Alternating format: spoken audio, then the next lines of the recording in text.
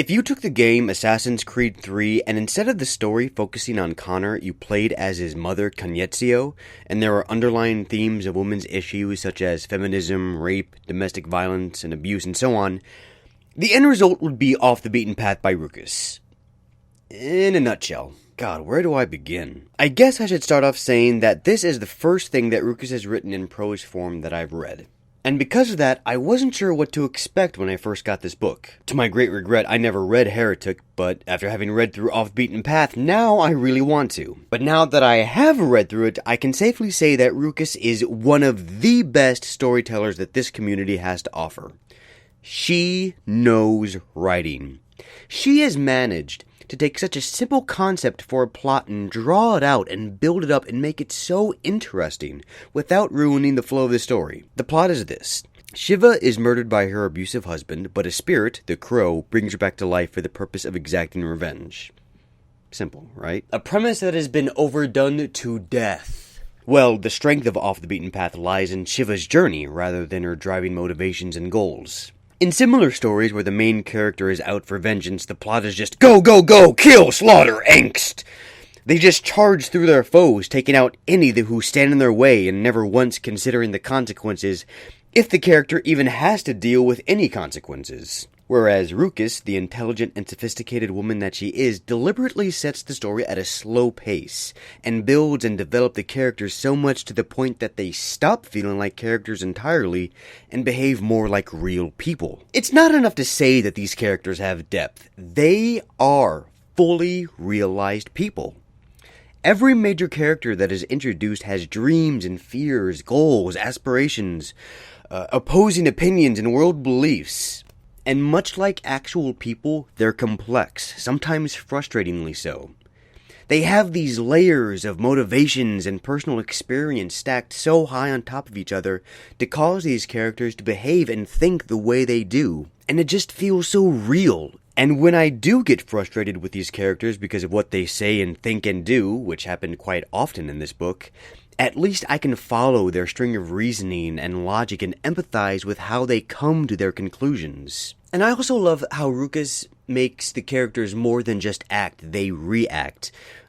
Shiva goes, at the very start of the story, she's nothing. She is ignorant. She's reborn as a child, I guess you could say. And you go with her as she learns more of the world and of herself and how she has to come to terms that if she wants to kill someone, she has to get used to the fact of killing other people, and it's just that. I love that Rukis tackles that concept that when Shiva takes another's life for the first time, she's mortified, and it just builds from there, and I can't begin to describe how much I appreciate Rukis for including that. That's a subject that's not often touched upon, and it's something that would happen because it's real. And throughout all of Off the Beaten Path, realism seems to be the general recurring theme Rukis falls back on. There is a lot of sensitive subject material brought up, such as rape, domestic abuse, child molestation, themes that echo American history when the English stole the land from the Native Americans, and also Native American culture, and how unhappy and unlucky arranged marriages tend to be for women. And the list keeps going. Some may see it as a cynical or depressing outlook on the world, and maybe it kind of is. But the unfortunate truth is that's just how the world works. As much as we hate to admit it, life can suck. A lot. And that's something I have a lot of respect for Rukis for. I know I'm going to be saying that a lot. But it's true.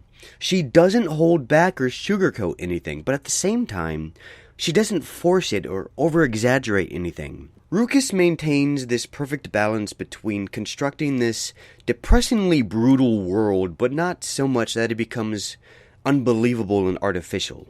If Rukis had just left it at that, Off the Beaten Path still would have been an amazing book. But she takes this one step further, and this is the part that truly surprised me. Rukis explores the why of things, why people think and act the way they do, why the world is the way it is, and so on.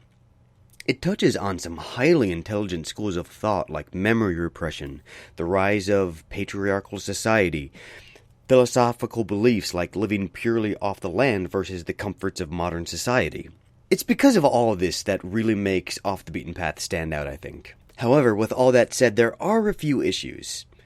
First off, it's clearly obvious that Rukis is still making the transition from drawing and making comics to writing. The dialogue, both spoken and internal, far outweighs scenic and action descriptions.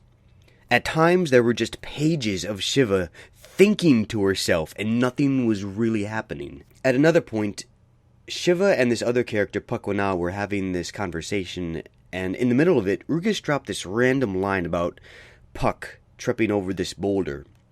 And that was the only indication of action during that sequence of dialogue. And that occurred pretty regularly. When characters were talking, I never knew if they were sitting around their camp or walking through the woods. It was never really distinctly shown. Another problem I had was that information was regularly repeated. And the intervals between these instances of information repeating itself was pretty short. It felt redundant and just a little bit insulting to the reader's intelligence. But I do understand why this happened.